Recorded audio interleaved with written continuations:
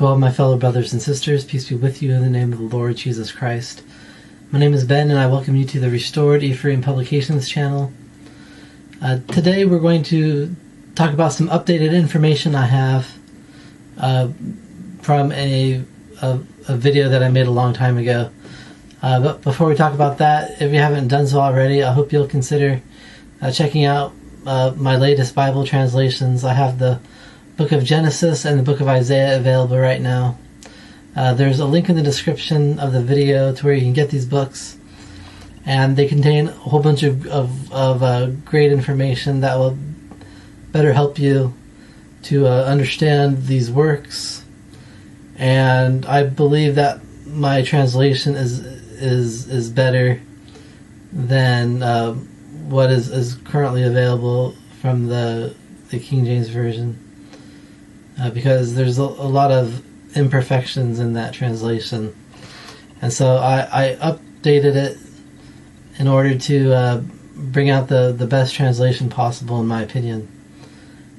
And if you would like to see it, you can check it out. There's a link in the description below for each of these books, and there's some other interesting stuff in the description of this video as well.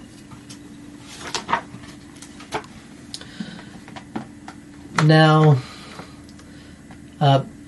quite some time ago, I made a video series. It's one of my favorite, and I highly recommend it if you have not seen it. I call it the Light of the Restoration. I consider this so important that I put this playlist on every one of my 3 channels on YouTube, BitChute, and YouTube. YouTube and YouTube doesn't have a problem with the number of playlists, but BitChute does. I can only have a certain number, and I consider the Light of the Restoration series so important that I put I used one of my 4 playlists on BitChute to hold all those videos.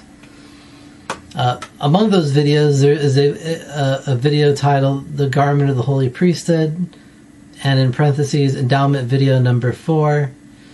It's the 4th video that I have in the Light of the Restoration that talks about the endowment.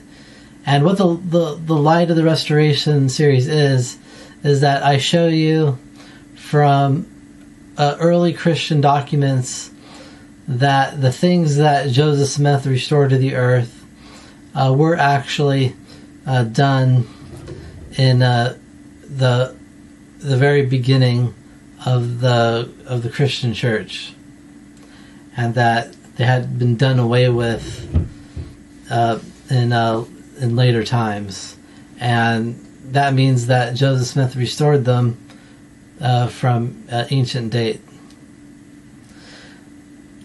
Now, this is an update to that video because I have new information. And I read to you from a book called the Pistis Sophia. It is a very important Gnostic work, a Gnostic Christian work, and it has a lot of interesting stuff in it. One such thing of interest to me is in Book 1, Chapter 10 of the Pistis Sophia, which says in that chapter, "And in this garment which we have now sent thee is the glory of the name of the mystery of the informer, which is the first ordinance, and the mystery of the 5 incisions." And so this is talking about a special garment that has 5 incisions on it. In that video, I talked about how I wasn't sure if either because this special garment that has 5 incisions on it. We have something similar that was restored by Joseph Smith, but we call it the garment of the holy priesthood, and it has 4 marks on it. And so the question I had was either the Gnostics were prone to add stuff to Christianity, and so one thought was that it's a possibility that the Gnostics increased the number from 4 to 5. I also considered it a possibility that maybe we haven't been given the whole thing as was originally given,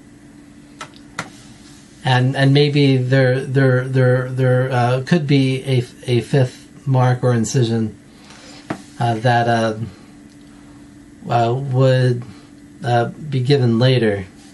Well, turns out I have more information now that I did not have back then, and it turns out that when Joseph Smith first created the garment of the holy priesthood by direction from the Lord, it was considered to have 5 marks. Now, originally, these marks were cut into the fabric. It's not done that way anymore. This is why the Gnostic Christian text of the Pista Sophia refers to it as the garment of the 5 incisions, because the marks made were originally cut into the garment. And I have come to learn that when Joseph Smith created the original garment of the holy priesthood,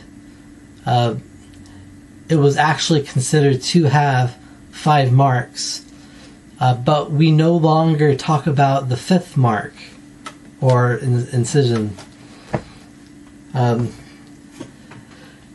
And the 5th mark was actually the collar, and the collar was cut, and that was considered its own mark, and it represented that the yoke of the Lord is light and his burden easy, or something to that effect.